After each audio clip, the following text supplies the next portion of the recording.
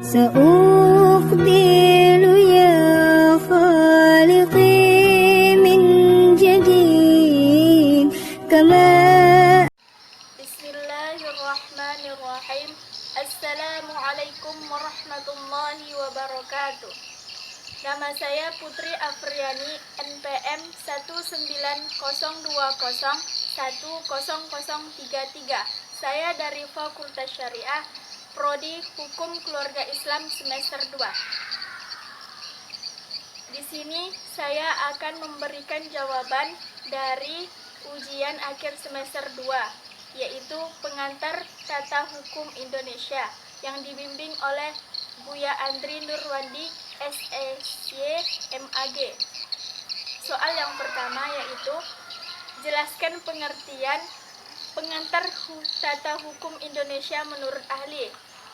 Yang saya ambil menurut R. Abdul Jamali dalam bukunya Pengantar Hukum Tata Indonesia.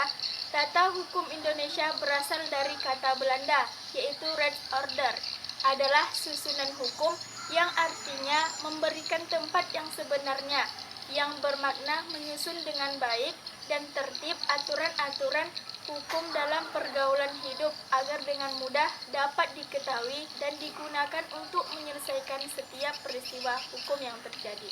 Yang kedua, jelaskan sejarah tata hukum Indonesia.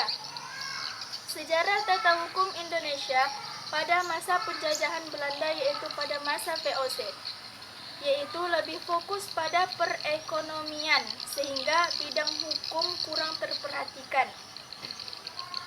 Pada tahun 1642, Hukum Indonesia. Sejarah tata hukum Indonesia pada masa penjajahan Belanda, yaitu pada masa VOC, yaitu lebih fokus pada perekonomian sehingga bidang hukum kurang terperhatikan.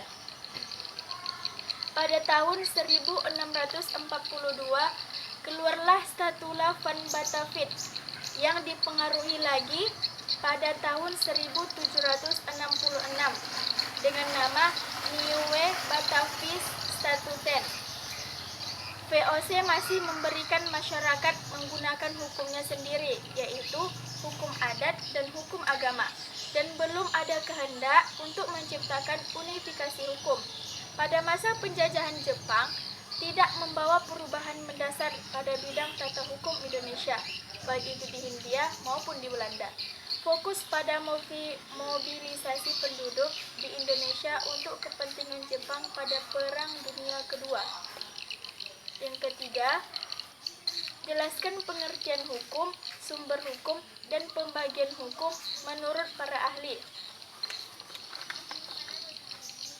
Menurut Aristoteles, sumber hukum tidak hanya berarti kumpulan aturan yang dapat mengikat dan berlaku pada masyarakat saja, tapi juga berlaku pada hakim itu sendiri. Dengan kata lain, hukum tidak diperuntukkan dan ditaati oleh masyarakat saja, tapi juga wajib dipatuhi oleh pejabat negara. Sumber hukum menurut Sudikno Mertokusumo.